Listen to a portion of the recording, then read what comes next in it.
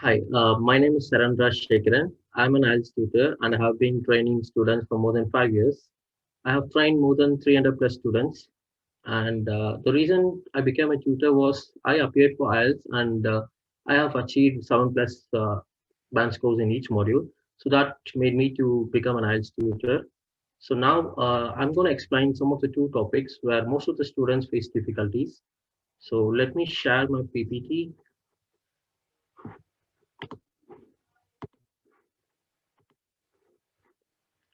Okay. So first thing, most of the students they face difficulties with multiple choice, especially in listening, and true false not given questions and reading. So I'm going to explain each of them. So let's first go to listening. So in multiple choice, these are the steps to be followed. So first read the question in the given time. For example, in the exam, they do give like 10 to 15 seconds of time. During the time, you have to just go through the question and mark the keywords. So keywords are something which are unique in the question, which is also important to decide your answer. And also you have to look for the synonyms in the audio. Basically, they don't repeat the same word in the question, I mean in the audio. So it will be the synonym of the question. So let's see an example. Let's see a demo session for multiple choice. Okay, so we're going to see this question, the first one. The survey found that the majority of the students drink. The first thing we have to mark the keywords. So here, majority of students drink. So this is our keyword, majority, because all the three options are related to drink, and we have to see what is the majority of the students drink. Let's listen to the example audio for the first one. Recording 7. 1. We had a good response to our survey, and we found that while 80% of our students drink coffee, only 15% drink tea, with the rest preferring water. So by hearing to the audio, you can see that 80% of the students drink coffee. So that is our majority. The rest, like it's 60 and 20 percentage. So this is how you have to understand the audio and you have to choose the answer. So the keywords play a major role in choosing your answer. Okay, guys, we have seen the first question that majority of the students drink coffee. That is 80 percentage. Let's see for the second question, 2, 3, 4. So here, so during the time, like during the exam, they will give you like 10 to 15 seconds of time to just go through the questions. So as I said, you have to mark the keywords. And the second one, what point does a speaker make about skiing? So here we have to know the speaker, he make something about skiing. So we have to look for that. And when you see here, the options are too lengthier. Okay, so here in that 10 seconds, it's very difficult to mark the keywords. So you have to ignore the common words. For example, if you see US and Americans are common here and also skiing. So just ignore those words and the rest of the words are our keywords. For example, a small percentage is suitable and surprisingly large number like skiing, a relatively small portion have tried. So let's see what the speaker make about. And the third one, the number of wild elephants in Africa is estimated to be at least. So again, here we have to mark the keywords. So here, I think, like at least is the keyword because we have to know what is the minimum they are mentioning. So at least means minimum. There would be a range, minimum to maximum. So here we have to look for at least because the other words are wild elephants in Africa. It's a common thing which you're going to hear in the audio. And the fourth one, according to the speaker, which two can weigh the same. So here we're going to look, the keyword should be weigh the same. So which two things? So here they have compared many, if you see the options, they have compared many things. For example, tongue of a blue whale and an elephant to a blue whale, and a bus to an elephant.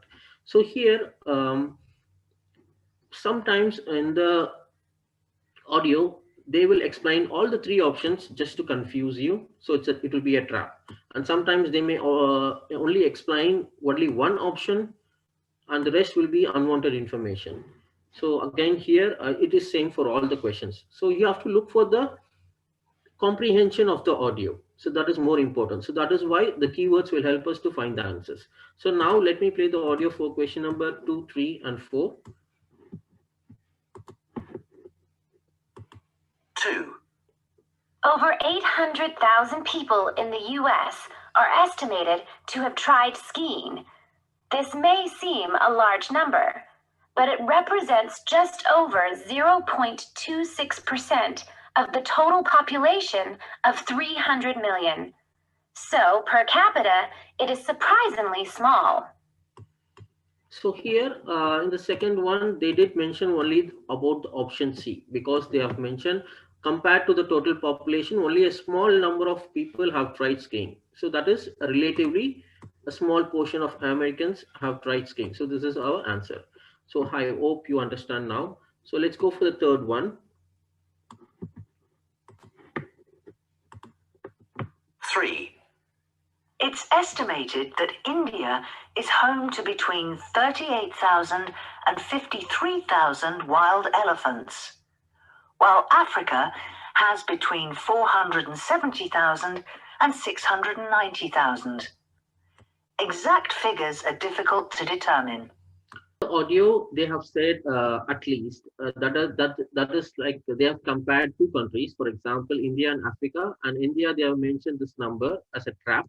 In Africa, they have mentioned 4700,000 to 69 6900,000. So here our answer is we have to look for what is at least. So at least means the minimum. So minimum was the B.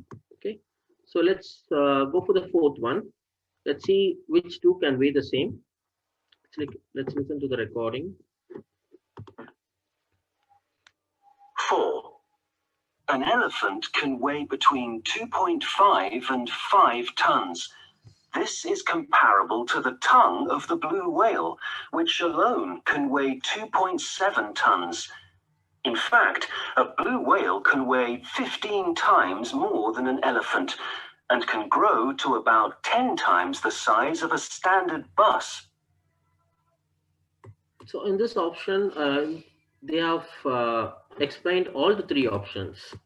Like you would have heard, like they have said the tongue of a blue whale, elephant, and also the bus. But here the answer is A, because the tongue of a blue whale, they mentioned some amount of weight, and then they said it's approximately equal to that of an elephant. But when you compare it to an elephant and a blue whale, so blue whale is, I mean, it is quite massive than an elephant, which is 10 times also bigger than the bus. So here the answer is A. Okay, so let's go to reading now. So in reading, as I said, we're going to discuss true, false, not given questions. So here, most of the students face difficulty with this type of question. So first thing, read the question and mark the keywords in the question, and look for the exact word. That is, when you mark the keywords, you have to look for that exact keyword that is the synonym of that in the passage, because they don't repeat the same word. They don't use the same word. For example, if you found a word called poor in the question, they don't mention the same word in the passage. They may use a synonym. For example, they may use destitute. So this is how you have to find that exact synonym and spot out the answer. So, and the third thing is the answers in the passage will be in a sequential order. Let me explain that in the demo class. So now let's do a demo session for reading. Scroll my page.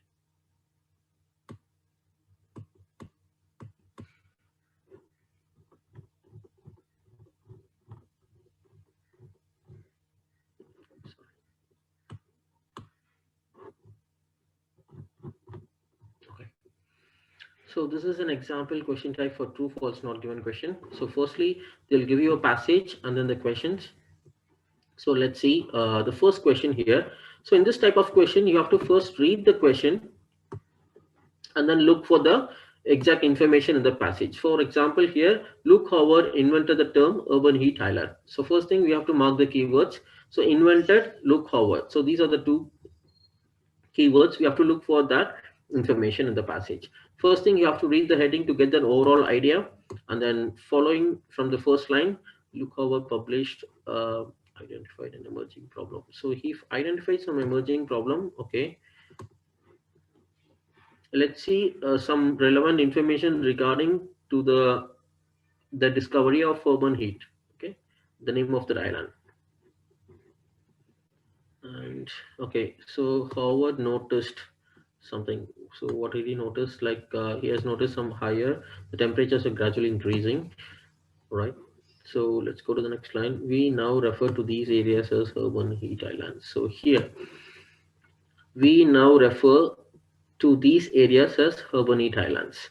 So refer to these areas. That is mean they have invented. I mean they have named this place as urban heat island, but it is not the Luke Howard. Can you see the difference? Like we now refer to. So we refers to the writer or the people in that place. So it's not the Luke Howard. So the information here is opposite. I mean it's contradicting. So let me explain what is true, false, and not given.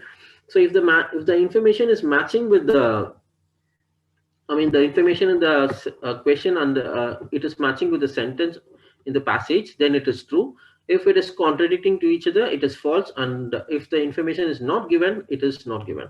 So here, first one, as we see in the question, Luke Howard invented the term. But here the passage says we now refer to.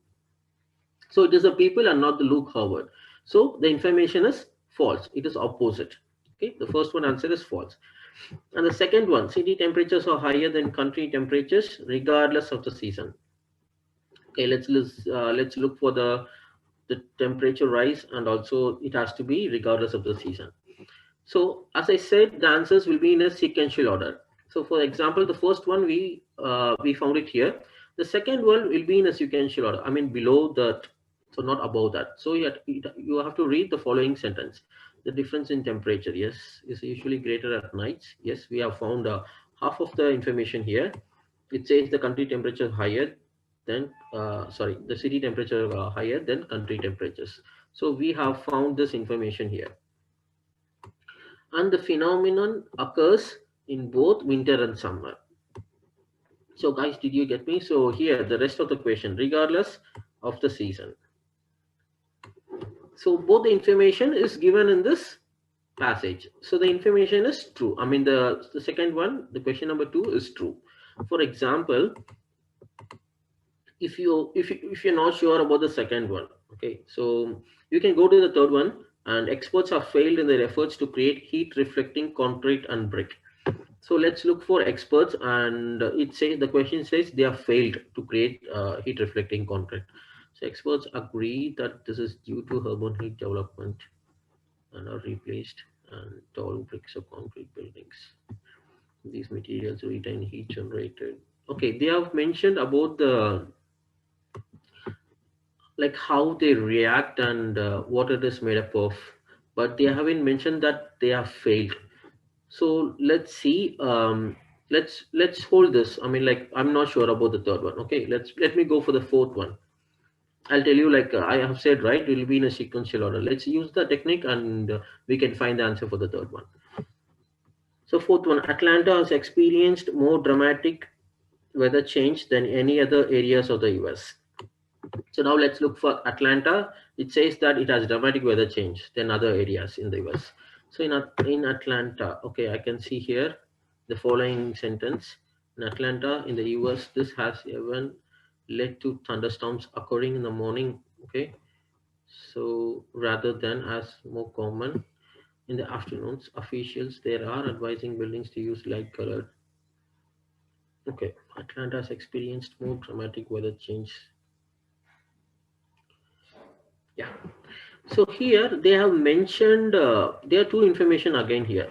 For example, Atlanta has experienced more dramatic weather change, but we have found this information because they say that it has even led to thunderstorms occurring in the morning. So we can see there is some weather change, but let's see whether are they comparing to the other areas of the US rather than it is more common in the afternoon. Officials they are saying light colored roofs to reduce.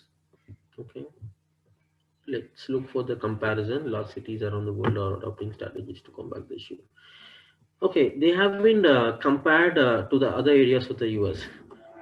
So let's go for the third one now. because we put it on hold, right? So as I'm not sure about it. So the fourth one, I found the answer from here. So my third one answer will be in between 2 and 4. Okay. So here, let's go to the third one again. Experts have failed in their efforts to create heat reflecting concrete and bricks. As I explained before, we found that the information related to materials, but they haven't told anything regarding their the failures, right? So the answer is not given. So if you're not sure about any answer, you can go to the next question. So if you, I mean, like I found the information for the fourth one here. So I am sure that the third one the third one answer will be in between 2 and 3. So that is how, the IELTS Cambridge, they follow this method. So by going through this third question, I'm sure that they haven't failed. I mean, they haven't mentioned that information. So I'm giving is not given. And the fourth one, so we found only half of the information, and we couldn't find any other information regarding that they have compared the other areas of the US. So let's put this on hold. Let's go for the fifth one. Roofs that are dark in color helps address the issue of urban heat islands. So here, what does it say? Dark color helps them to solve the issue. So now let's go with the fifth one. So where did we finish? So we finished the fourth one here. Let's go for the fifth one. Officials there are advising builders to use light colored roofs in a bit to reduce the problem. So the answer is straightforward here. So here in the question it says dark color. Okay, but in the passage it says use light color. So the answer is contradicting to each other. I mean, it's false. So your fourth one answer will be in between third and fifth one. So this is our sentence. So we found only half of the information, that the Atlanta has experienced more dramatic weather change, but the rest of the information, that they didn't compare it to the other areas of the US. So your answer is not given. So make sure, guys, that you know for true, the